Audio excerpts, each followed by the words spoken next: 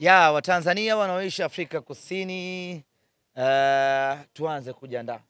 Wale wa Joburg, wale wa Pretoria, wale wa Cape Town na wale wenyeji wetu wa Durban, wote tujikusanye. Tunachokitaka, hii timu haina watu. Kocha alisema kama Azam FC. Yes, kama Azam FC fan. Kama ina mashabiki basi wanaweza kuwa 4.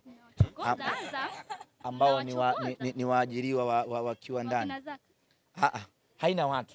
Na bahati nzuri zaidi hawachezei nyumbani kwao Cape Town. Wanakwenda kuchezea katika mji mwingine. Sasa tunachotaka ni kuwa surprise. Yaani sisi tuwe wengi zaidi. Kwa hiyo nichukue nafasi hii kuwaomba mashabiki wa Simba. Na uzuri Johannesburg tunatawi pale. Wekundu wa Johannesburg. Nichukue nafasi hii kuwaomba wekundu wa Johannesburg, Pretoria, Durban, Cape Town, maeneo yote ya mji wa South, sio tu hapo.